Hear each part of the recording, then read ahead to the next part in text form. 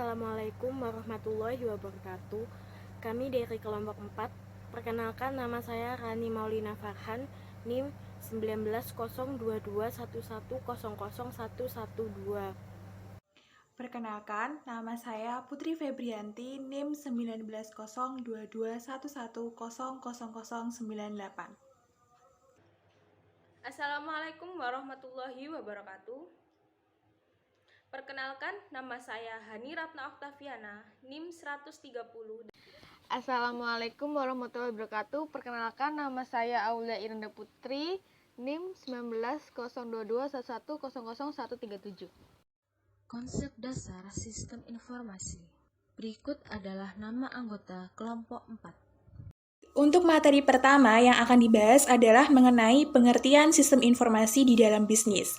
Jadi sistem informasi itu sendiri memiliki arti adalah sekumpulan komponen. Nah, sekumpulan komponen itu dapat berupa orang maupun manusia, perangkat keras atau perangkat lunak, jaringan komunikasi, sumber data, dan juga prosedur atau kebijakan yang mengumpulkan, memproses, dan juga mendistribusikan informasi-informasi di dalam suatu organisasi untuk pengambilan keputusan maupun pengendalian internal.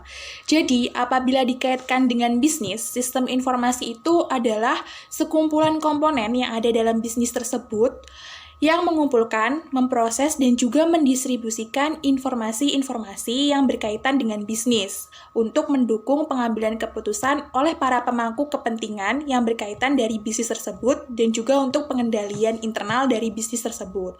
Nah, sistem informasi ini merupakan hal yang sangat penting, unsur yang sangat penting dari dunia bisnis karena untuk mendukung keberhasilan bisnis di dalam dunia global yang sangat dinamis atau berkembang setiap saatnya.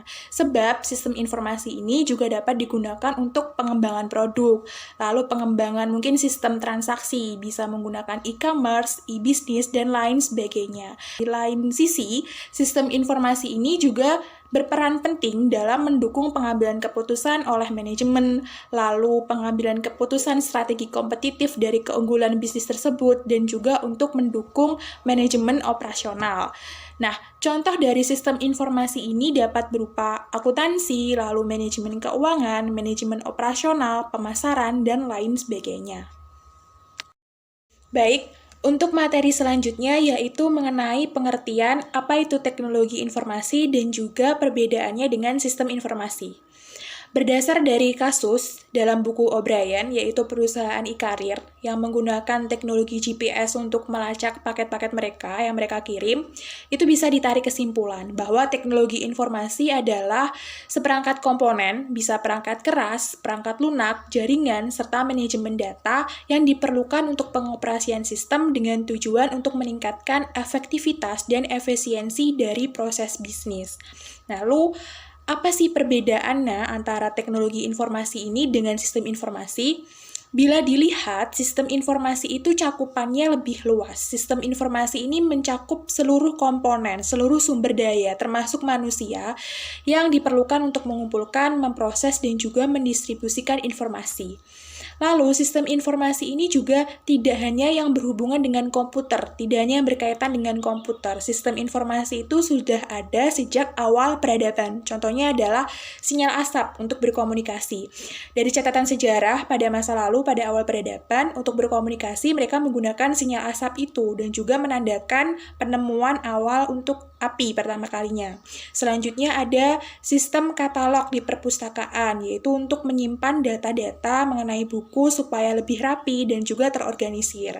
Selanjutnya contoh sistemnya adalah sistem buku besar dalam akuntansi yang berbasis kertas sebelum ada sistem akuntansi berbasis komputer.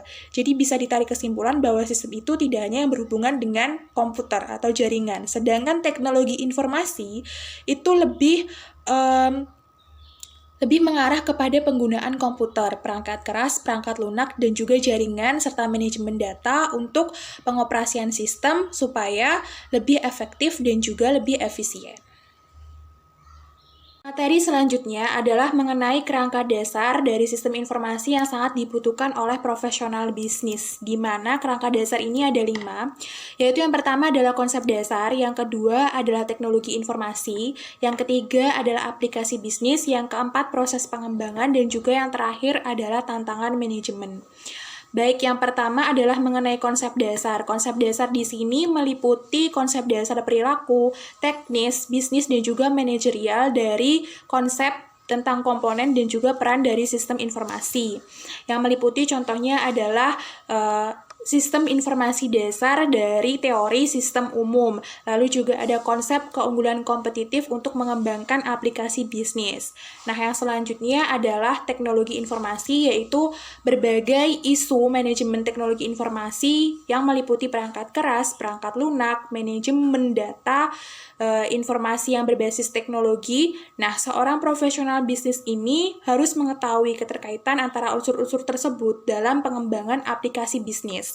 Tiga adalah aplikasi bisnis. Di sini memiliki arti adalah penggunaan utama dari sistem informasi untuk mendukung operasi, manajemen, dan juga keunggulan kompetitif dari suatu bisnis. Ya, artinya itu adalah pengimplementasian secara real sistem informasi itu di dalam bisnis. Nah, selanjutnya adalah proses pengembangan. Di sini memiliki arti adalah untuk merencanakan, membuat, dan juga mengembangkan sistem informasi yang sudah ada. Contohnya mungkin adalah mengembangkan sistem informasi lama menjadi sistem informasi baru yang lebih modern, lalu prototipe atau membuat tiruan sistem secara sederhana. Dan yang terakhir adalah mengenai tantangan manajemen. Tantangan manajemen ini berarti adalah tantangan dari teknologi tersebut, teknologi informasi dari tingkat pemakai akhir di sebuah perusahaan secara global, di mana teknologi informasi ini menuntut seorang pemakai atau manajemen ini mengambil keputusan secara mandiri di dalam untuk mencapai targetnya tersebut. Baiklah, saya akan melanjutkan materi dari Mbak Putri. Materi selanjutnya yaitu tentang peran mendasar sistem informasi dalam bisnis. Yang pertama, sebagai dukungan strategi untuk keunggulan kompetitif.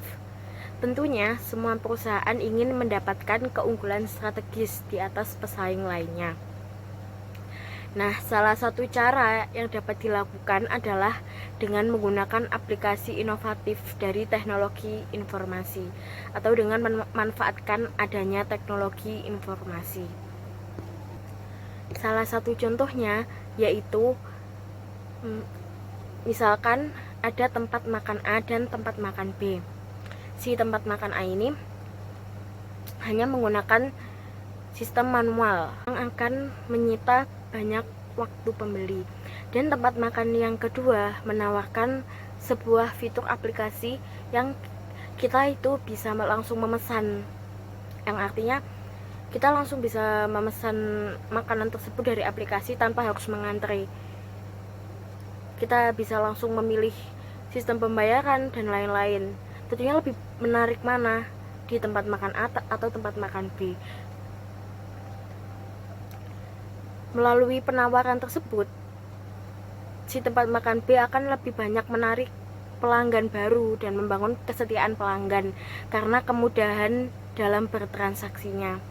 Saat pembeli itu lebih memilih membeli di tempat makan B, maka tempat makan B tentunya lebih unggul dari tempat makan A. Dengan begitu, dapat dikatakan sistem informasi dapat membantu menyediakan layanan yang memberikan keunggulan komparatif terhadap suatu bisnis dibandingkan dengan pesaingnya.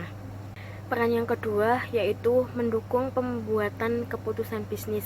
Sistem informasi juga membantu manajer toko dan pelaku bisnis lainnya untuk membuat keputusan yang lebih baik. Dengan adanya sistem informasi berbasis komputer, para pelaku bisnis sebelum mengambil keputusan bisnisnya, mereka melakukan beberapa analisis yang berkaitan dengan sistem informasi berbasis komputer. Nah, keputusan itu dapat berupa keputusan mengenai lini barang dagang yang perlu ditambah, lini barang dagang yang perlu dikurangi, atau lini barang dagang yang perlu untuk dihilangkan, dan jenis investasi yang dibutuhkan.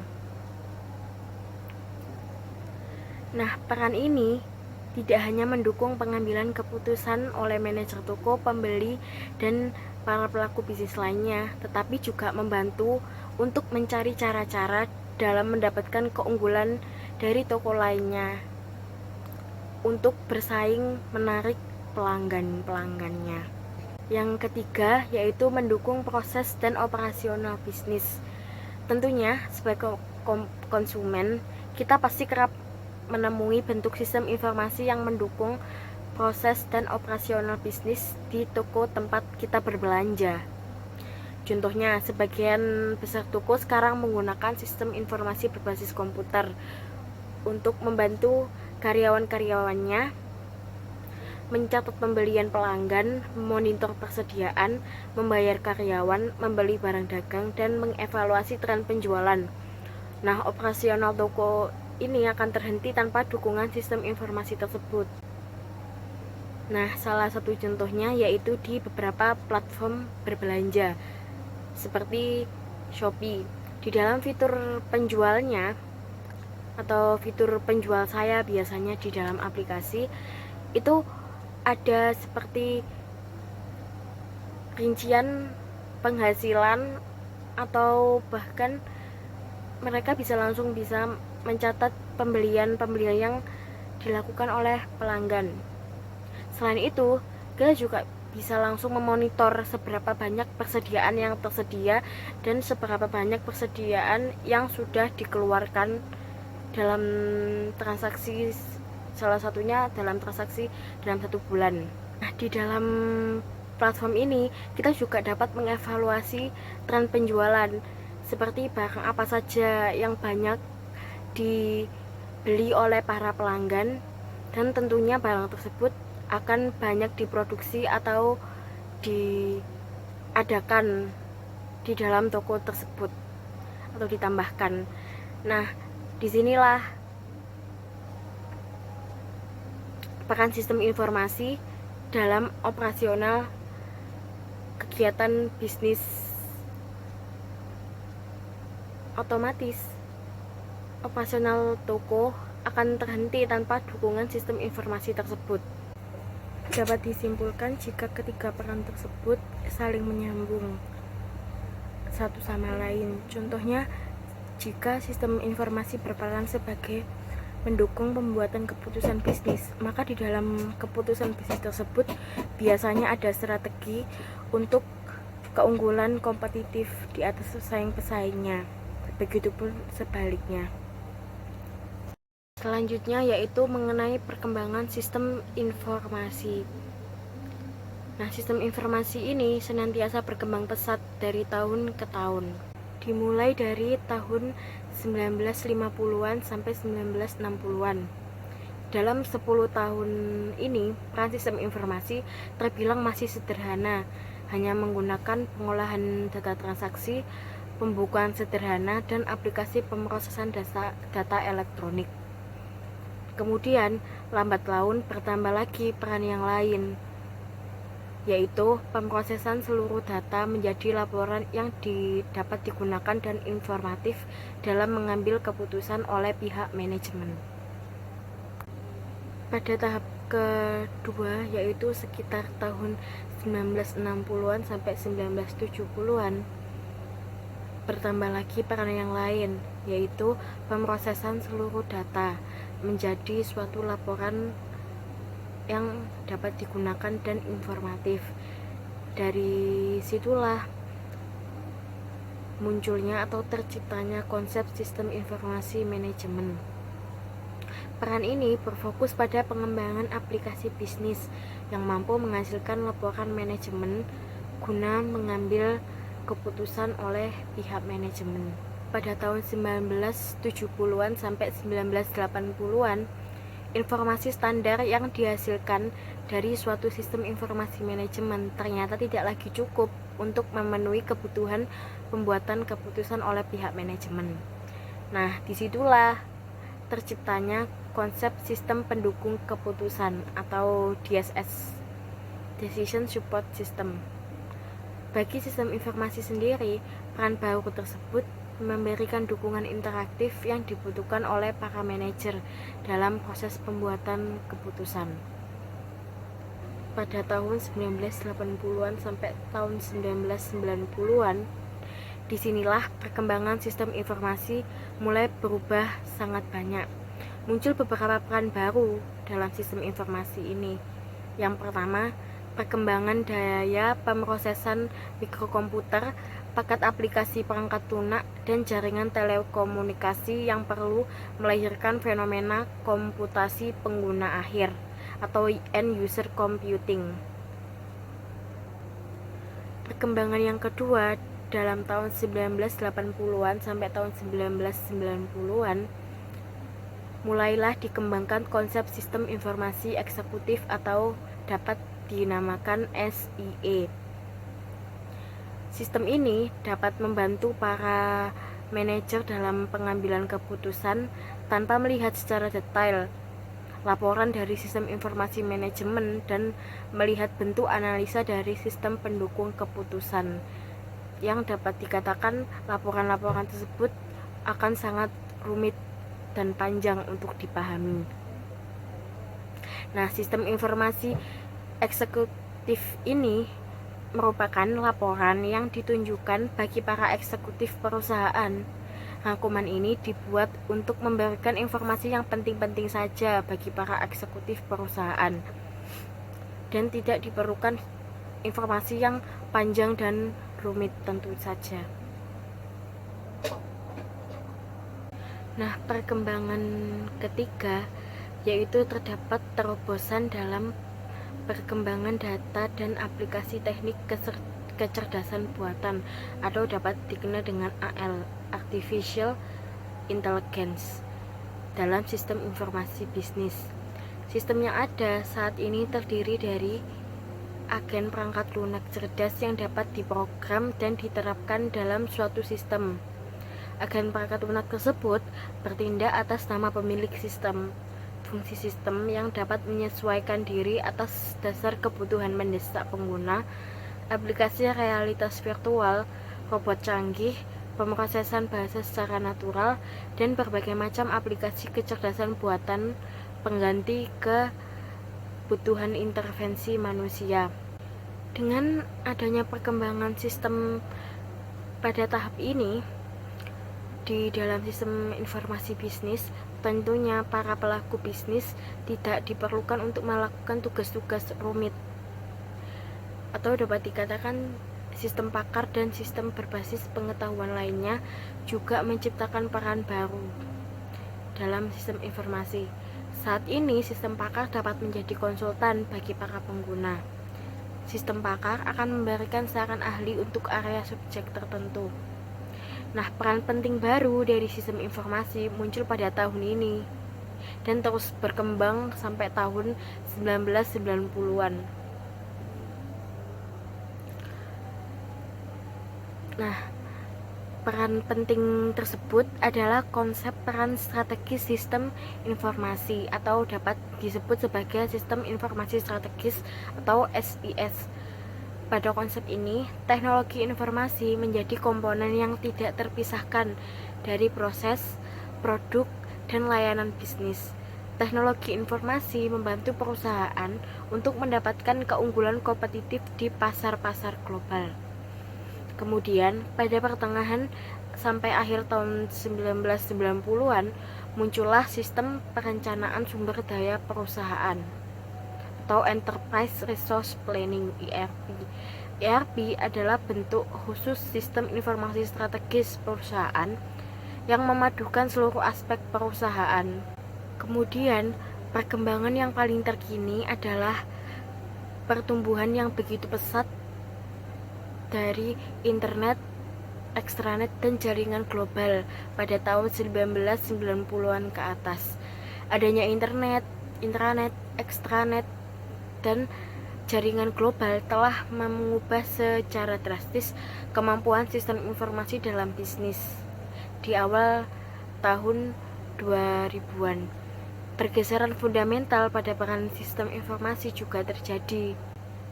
Dengan adanya perusahaan berbasis internet dan web, serta sistem bisnis dan perdagangan elektronik, maka perdagangan elektronik global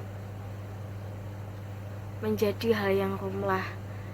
Saat ini, sistem informasi menjadi sumber daya yang penting dalam organisasi modern.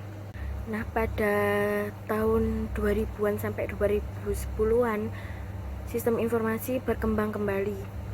Dengan adanya perencanaan sumber daya perusahaan dan kecerdasan bisnis, sistem informasi dapat menciptakan aplikasi antarmuka umum perusahaan, pengalian data dan visualisasi data, manajemen hubungan pelanggan, dan manajemen rantai pasokan.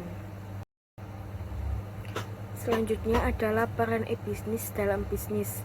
E-bisnis dalam bisnis memiliki 3 peran utama, yaitu sebagai rekayasa ulang proses bisnis internal, dan yang kedua menerapkan sistem perdagangan elektronik dengan pelanggan dan pemasok, dan yang ketiga mendorong kolaborasi perusahaan di antara tim bisnis dan kelompok kerja. Yang pertama mengenai rekayasa ulang proses bisnis internal. Di dalam gambar itu ada engineering and research, manufacturing and production, dan accounting and finance yang dapat masuk ke dalam peran tersebut.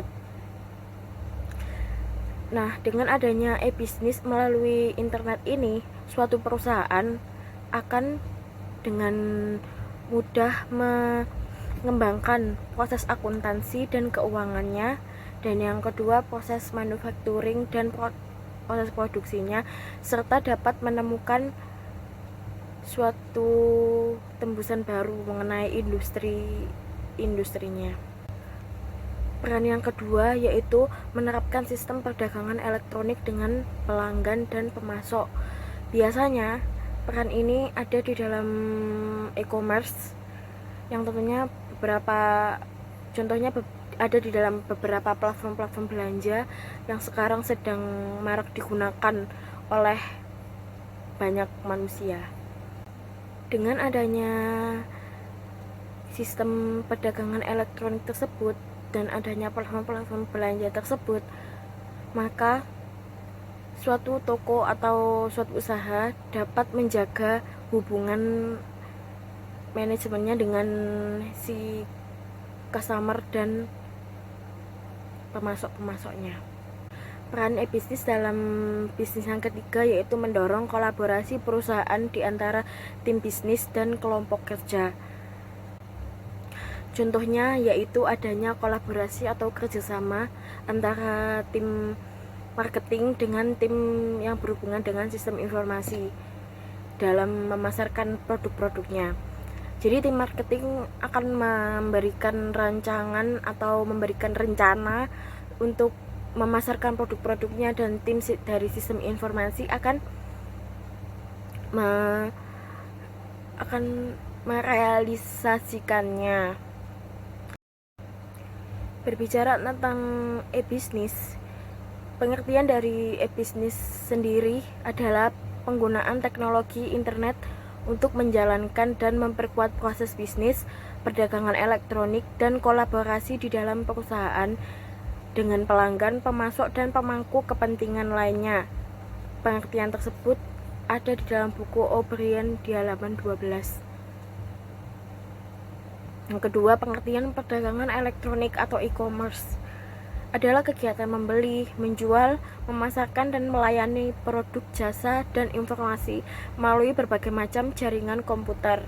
Biasanya e-commerce ini dapat berupa beberapa contohnya yaitu di platform-platform belanja. Yang ketiga yaitu pengertian mengenai sistem kolaborasi perusahaan. Sistem kolaborasi perusahaan ini mencakup penggunaan perangkat lunak untuk mendukung komunikasi, koordinasi, dan kolaborasi di antara anggota tim dan kelompok kerja yang berada di dalam jaringan. Pengertian tersebut menurut buku O'Brien ada di halaman 12. Selanjutnya, keuntungan penggunaan e-bisnis dan aplikasi e-commerce. Yang pertama, hasilkan pendapatan baru dari penjualan online. Suatu usaha atau toko yang awal mulanya hanya ada sistem offline, dan ketika toko atau usaha tersebut menawarkan suatu pelayanan baru melalui aplikasi e-commerce, maka toko tersebut akan menghasilkan pendapatan baru, dan tentunya lebih dari pendapatan baru tersebut dari penjualan online yang dilakukannya. Sementara itu, keuntungan yang kedua yaitu mengurangi biaya transaksi melalui penjualan online dan mendapatkan dukungan pelanggan. Contohnya yaitu dengan adanya aplikasi e-commerce ini atau penjualan secara online ini, suatu toko akan dapat mengurangi biaya transaksinya. Biasanya yang misalnya membutuhkan suatu bangunan untuk membuka suatu usaha, dan sekarang mereka tidak perlu membutuhkan suatu bangunan atau suatu toko secara yang ada wujudnya gitu. Mereka akan mengurangi beberapa biaya-biaya transaksi terkait. Dan keuntungan yang ketiga yaitu menarik pelanggan baru melalui pemasaran web dan periklanan serta penjualan online. Sekarang kan sudah banyak nih, kayak contohnya iklan-iklan yang biasa kalian temui di salah satunya di Instagram kalian. Biasanya yang awalnya kalian ini gak pengen beli sesuatu, tetapi karena adanya iklan melalui pemasaran di dalam suatu aplikasi media sosial, kalian jadi menginginkan untuk membelinya melalui iklan-iklan tersebut. Dan keuntungan yang ketiga adalah meningkatkan loyalitas pelanggan yang sudah ada melalui peningkatan layanan pelanggan web dan dukungan pelanggan. Untuk keuntungan ini biasanya dapat diwujudkan melalui adanya sistem penilaian, atau biasanya contohnya di salah satu platform belanja Shopee. Kan biasanya setelah barang datang itu ada seperti pemberian bintang dan komen untuk penilaian dari produk yang telah dikirimkan oleh si penjual tersebut. Maka jika suatu produk, biasanya kan kalian kalau berbelanja itu biasanya sebelum membelinya itu tentu saja kita melihat beberapa penilaian dari orang lain mengenai barang-barang tersebut. Hal tersebut mengimplementasikan peningkatan loyalitas pelanggan yang sudah ada melalui peningkatan layanan dan pelayanan yang ada di dalam web tersebut.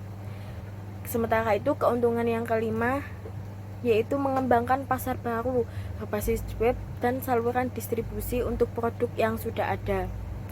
Dan keuntungan yang keenam yaitu mengembangkan produk berbasis informasi baru yang dapat diakses di web. Di sini, saya akan menjelaskan tipe sistem informasi. Tipe sistem informasi dibagi menjadi dua, yaitu sistem pendukung operasional dan yang kedua sistem pendukung manajemen. Yang pertama, sistem pendukung operasional. Sistem pendukung operasional ini juga dibagi menjadi tiga, yaitu yang pertama, sistem pemrosesan transaksi, yang kedua, sistem pengendalian proses, dan yang terakhir, sistem kolaborasi perusahaan. Selanjutnya yaitu sistem pendukung manajemen. Sistem pendukung manajemen ini dibagi menjadi tiga juga.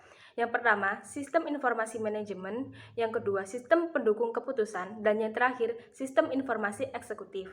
Selanjutnya, saya akan menjelaskan sedikit lebih jelas mengenai sistem pendukung operasional. Yang pertama yaitu sistem pemrosesan transaksi. Sistem pemrosesan transaksi ini bertugas mencatat dan memproses data transaksi dalam suatu bisnis.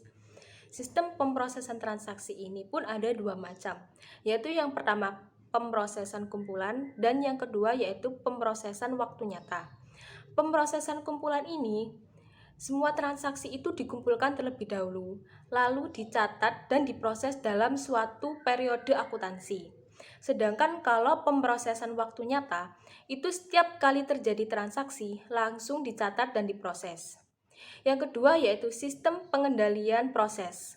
Sistem pengendalian proses ini mengawasi dan mengendalikan proses-proses yang terjadi dalam suatu bisnis ataupun industri. Dan yang ketiga yaitu sistem kolaborasi perusahaan. Sistem ini menekankan pada komunikasi dan kolaborasi tim, kelompok kerja, dan selanjutnya yaitu sistem pendukung manajemen. Yang pertama yaitu sistem informasi manajemen, yaitu memberikan informasi kepada manajer dan pelaku bisnis dalam bentuk laporan sebagai pendukung dalam proses pembuatan keputusan dalam suatu bisnis. Yang kedua yaitu sistem pendukung keputusan, yaitu memberikan dukungan interaktif dengan tujuan proses pembuatan keputusan oleh manajer dan para pelaku bisnis. Dan yang terakhir yaitu sistem informasi eksekutif, yaitu memberikan informasi penting dari berbagai sumber sesuai dengan kebutuhan informasi para eksekutif perusahaan. Selanjutnya saya akan menjelaskan tantangan pihak manajemen di era teknologi informasi. Keberhasilan dalam lingkungan bisnis di era teknologi ini bergantung pada kemaksimalan penggunaan teknologi berbasis internet dan sistem informasi yang mendukung web. Berikut ini beberapa tantangan yang dihadapi manajer di era teknologi informasi, yaitu yang pertama adalah tantangan dan peluang yang dihadapi manajer bisnis dalam mengelola informasi, sistem, dan teknologinya untuk memenuhi tujuan bisnis. Yang kedua yaitu tantangan dalam mengembangkan solusi sistem informasi yang sukses. Dan yang terakhir yaitu tantangan etika yang harus dihadapi oleh pengelola bisnis yang melaksanakan aplikasi utama teknologi informasi. Selanjutnya adalah tantangan dan peluang yang dihadapi manajer bisnis dalam mengelola informasi sistem dan teknologi untuk memenuhi tujuan bisnis.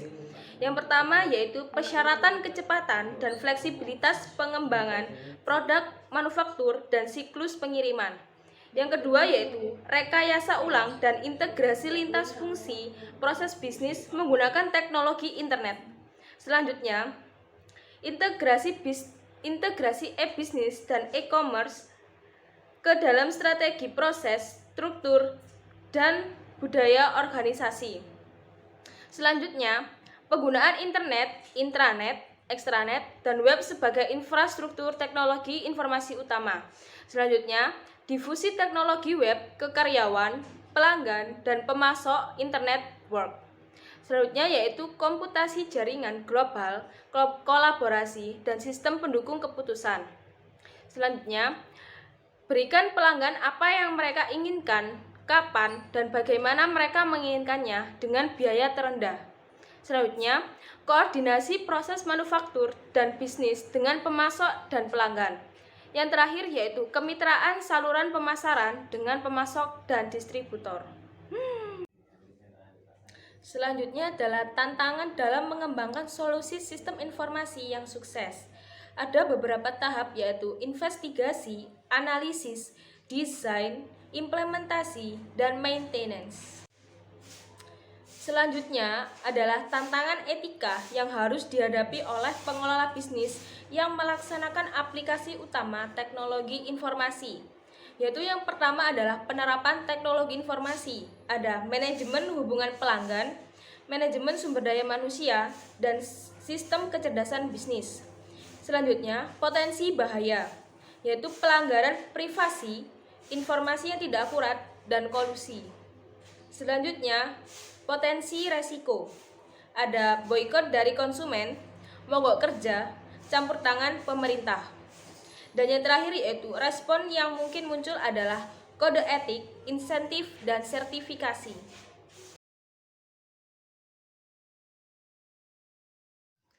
Selanjutnya adalah pengertian sistem. Sistem merupakan seperangkat komponen yang saling terikat dengan batasan yang jelas yang bekerja sama untuk mencapai tujuan tertentu dengan menerima masukan dan menghasilkan keluaran dalam proses informasi. Ada 3 fungsi dasar dalam sistem, yaitu yang pertama adalah input. Input merupakan menyatukan elemen untuk masuk ke dalam sistem untuk diproses. Yang kedua adalah pengolahan. Pengolahan ini merupakan proses konversi input untuk menjadi output. Dan yang terakhir adalah output. Output yaitu menyalurkan elemen yang telah dihasilkan melalui proses transformasi ke tujuan akhir.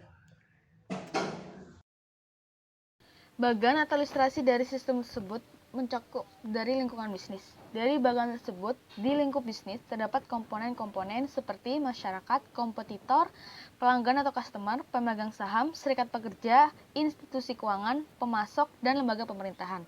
Dalam komponen tersebut terdapat sistem manajemen dan sistem informasi yang memiliki feedback atau adanya feedback atau timbal balik, umpan balik dari sistem informasi yang mengenai operasional sistem kepada manajemen untuk adanya arahan dan pengelolaan sistem. Ketika bertukar masukan dan keluaran dengan lingkungannya. Di dalam masukan atau input, sumber ekonominya didapatkan dari manusia, uang, bahan, mesin, fasilitas, dan sebagainya. Dari sumber ekonomi yang didapatkan tadi akan menghasilkan keluaran di dalam pemrosesan yang terorganisasi, yakni dengan menggunakan bahan mentah, memperkerjakan karyawan baru, memproduksi barang yang akan dijual, serta menyetorkan atau memberikan informasi kepada pihak lain. Sistem informasi menggunakan feedback dan pengendalian secara ekstensif atau menyeluruh untuk meningkatkan efektivitasnya, seperti kesalahan pesan, kata sandi, dan lain-lain. Jadi dapat dikatakan bahwa sistem tersebut terhubung dengan lingkungannya dengan antarmuka masukan dan keluaran, sistem yang memiliki kemampuan untuk mengubah dirinya atau lingkungannya untuk bertahan, merupakan pengertian dari sistem adaptif. Nah, di 1.2 ini saya akan menjelaskan tentang pengertian informasi. Informasi apa sih? Informasi adalah data yang telah diubah menjadi konteks yang berarti dan berguna bagi para pemakai tertentu. Menurut O'Brien 2010. Nah, giliran menurut Gielins dan Dul 2010, informasi adalah information is data present a form that is useful in education making activity. Artinya, informasi adalah data yang disajikan dalam bentuk yang berguna dalam suatu kegiatan untuk pengambilan keputusan. Nah, sedangkan menurut Zygmunt et al., informasi adalah data yang terstruktur yang digunakan untuk mendukung pengambilan keputusan atau mendefinisikan hubungan antara dua fakta. Dapat disimpulkan bahwa informasi itu adalah data yang telah diubah melalui serangkaian proses sehingga memiliki suatu arti tertentu yang memiliki atau mempunyai manfaat penting bagi para pengambil keputusan.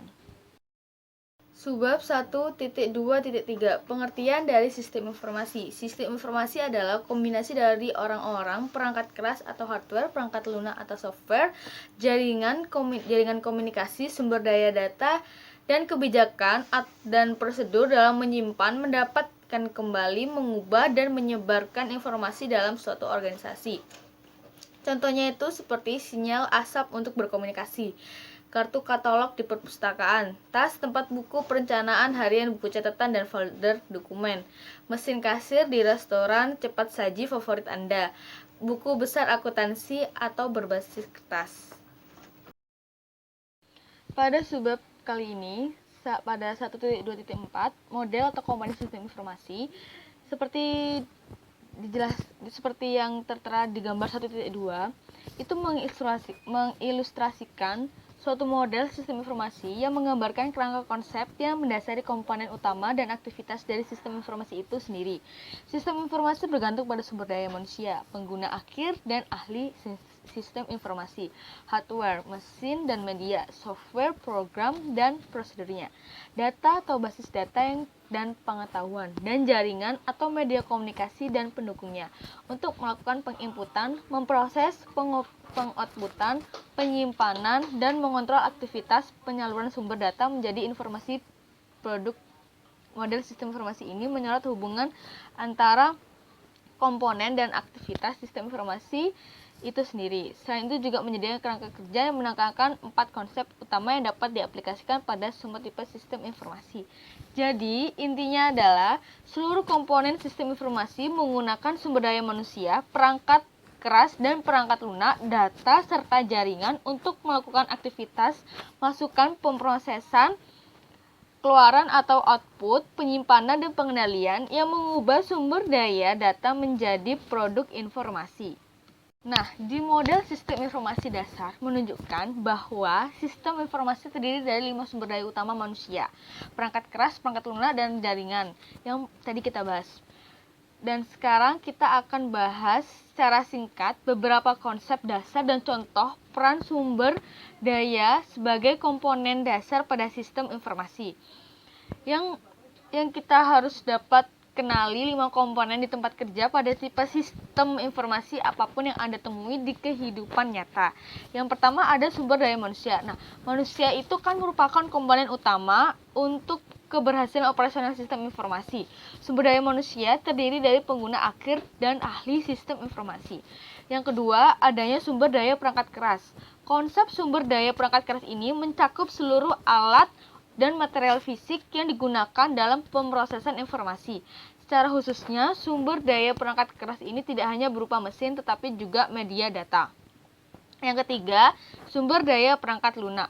Konsep sumber daya perangkat lunak ini terdiri dari seluruh rangkaian instruksi pemrosesan informasi. Konsep umumnya perangkat lunak tidak hanya mencakup instruksi operasional yang disebut program, yang mengarahkan dan mengendalikan perangkat keras komputer, tetapi juga instruksi pemrosesan informasi ini disebut prosedur yang dibutuhkan oleh orang-orang yang mengoperasikannya.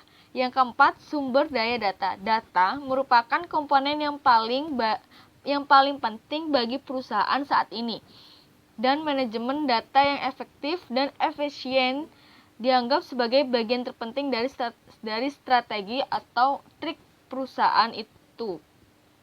Data dianggap sebagai aset perusahaan, seperti halnya kendaraan, bangunan, persediaan, dan uang. Yang kelima, sumber daya jaringan. Konsep sumber daya jaringan menekankan bahwa teknologi dan jaringan komunikasi merupakan komponen sumber daya dasar bagi seluruh sistem informasi yang terdiri dari media, komunikasi, dan infrastruktur jaringan. Baik, pembahasan terakhir adalah mengenai studi kasus. Jadi, kelompok kami mengambil studi kasus dengan judul Analisis Penerapan e-Business Studi Kasus pada PT Sinarmas Agro Research and Technology Smart Tbk oleh Pusparani dan juga Diana Rahmawati.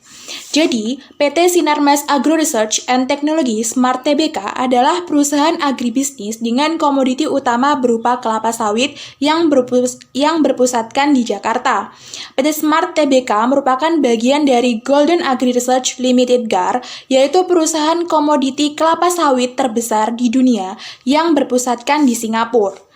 Baik, dalam jurnal ini dijelaskan bahwa e-bisnis dapat diartikan sebagai pemanfaatan teknologi, jaringan, dan juga komunikasi oleh organisasi, individu, atau pihak-pihak terkait untuk meningkatkan proses bisnisnya, di mana penerapan e-bisnis ini dapat menimbulkan keuntungan dan juga kerugian. Salah satu keuntungan dari penerapan e-bisnis adalah dalam hal peningkatan penjualan, memperluas pemasaran, promosi, serta meningkatkan efisiensi. Tetapi di sisi lain, penerapan dari e-bisnis cenderung mengakibatkan kerugian karena biaya yang dibutuhkan untuk mengoperasikan teknologi tersebut sangat tinggi, sehingga pihak manajemen harus mempertimbangkan cost dan benefit dari pemanfaatan teknologi tersebut.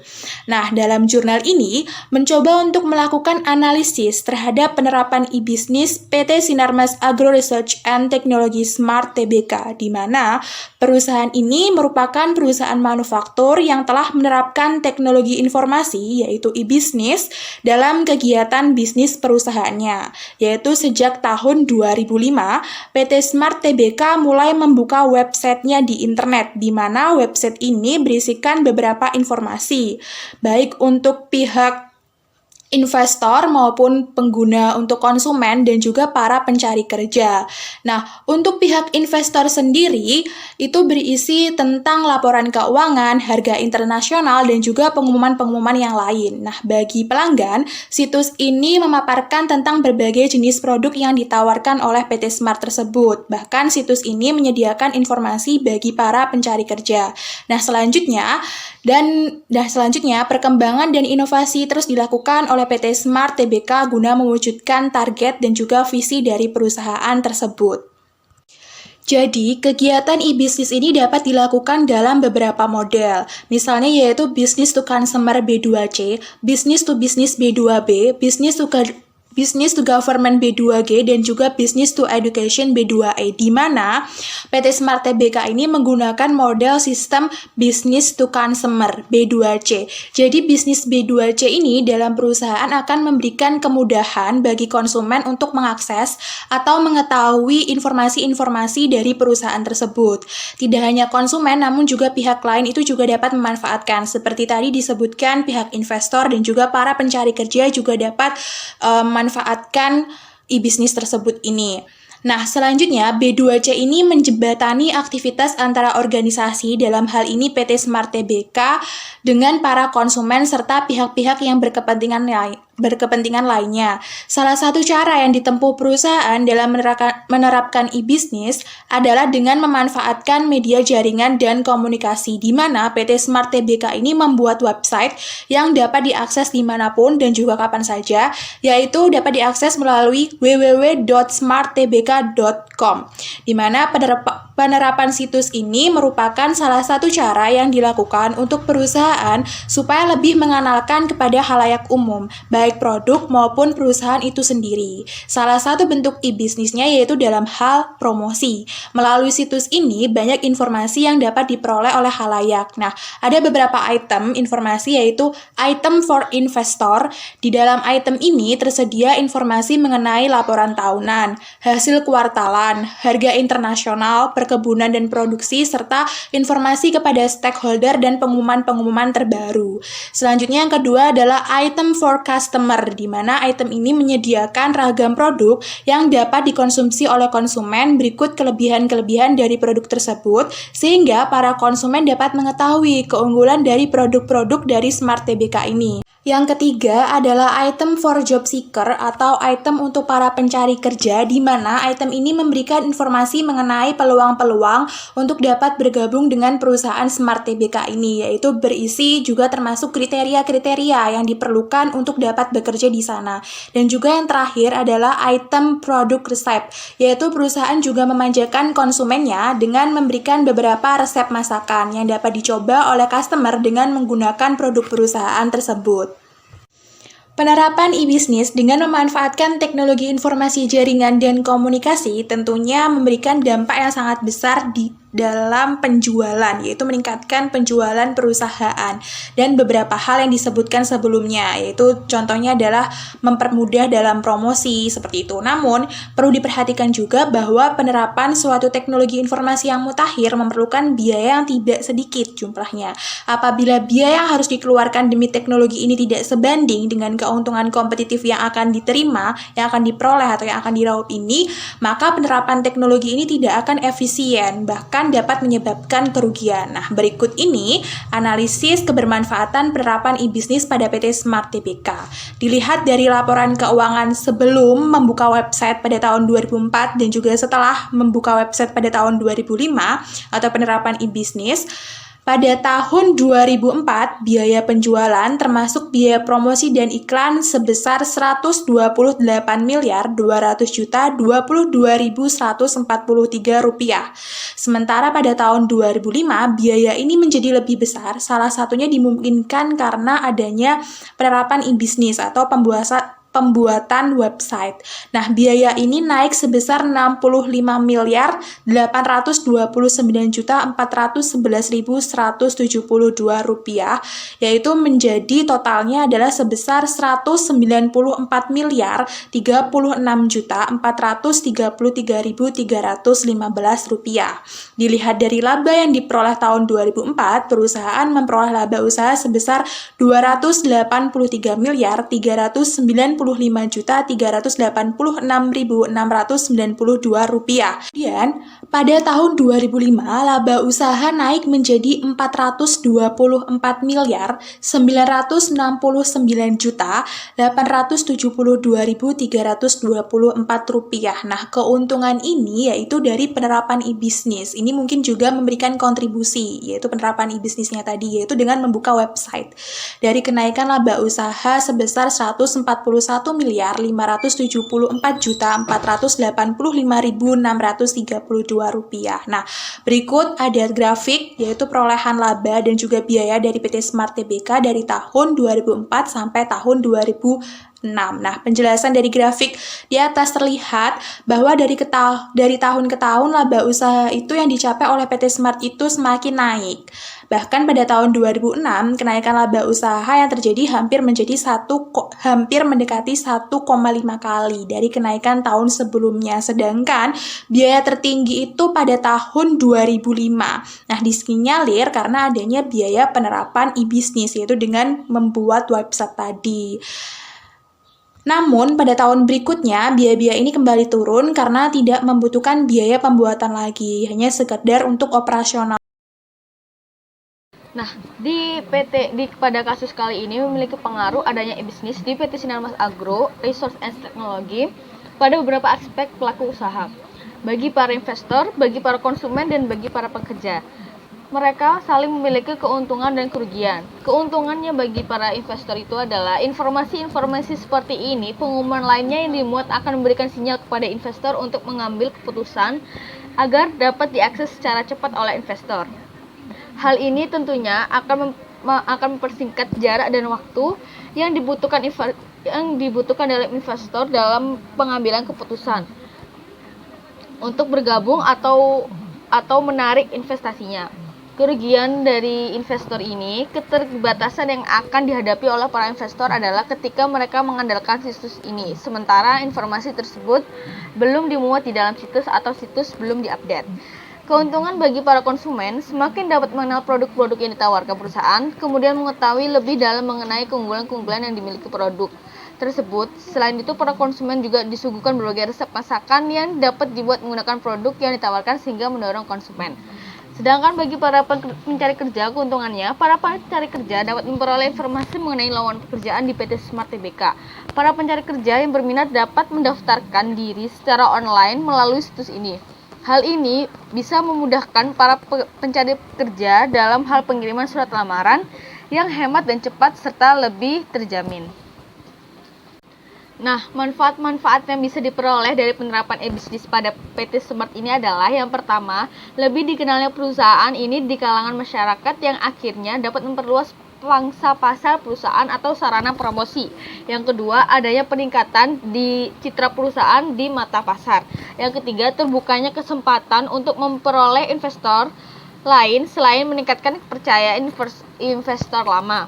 Yang keempat, timbulnya sikap kecintaan produk dan kualitas dari konsumen yang berdampak pada meningkatnya pendapatan penjualan akibat efek dari promosi yang dilakukan melalui website. Yang kelima, perusahaan dapat menyampaikan berbagai informasi kepada semua pihak yang berkepentingan dengan cepat, tepat, dan efisien. Yang keenam, perusahaan memperoleh kemudahan dalam proses rekrutmen karyawan.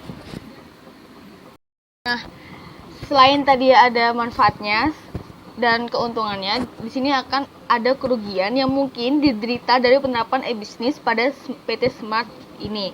Yang pertama, adanya penambahan biaya operasional untuk menjalankan aplikasi atau teknologi ini. Yang kedua, dapat terjadi miscommunication antara manajemen perusahaan dan investor akibat kurangnya hubungan secara langsung. Yang ketiga, jika terjadi kesalahan yang telah dimuat di media ini akan sulit untuk memperbaikinya karena hal ini dengan sangat cepat tersebar kepada setiap pembaca. Yang keempat, perusahaan mau tidak mau harus membuka semua informasi melalui media. Hal ini akan memberi sinyal negatif bagi investor atau pihak lainnya. Nah, solusinya itu adalah yang pertama, adanya perhitungan biaya yang sangat akurat dengan melakukan analisis cost dan benefit serta memperhitungkan karakteristik perusahaan terlebih dahulu. Yang kedua, memberikan informasi secara update atau secara terbaru di dalam website baik untuk investor, konsumen maupun pencari kerja. Yang ketiga, melakukan cek kembali atau cross check pada informasi yang akan dimuat pada media dan membutuhkan tenaga profesional untuk melakukannya. Yang keempat, perusahaan diharapkan untuk mengoptimalkan operasional perusahaan agar hasil informasi keadaan perusahaan lebih baik dan mempertahankannya dalam diri perusahaan yang akan memberikan sinyal positif bagi investor atau pihak lain.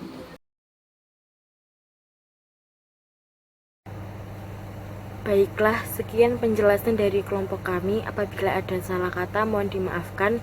Wassalamualaikum warahmatullahi wabarakatuh.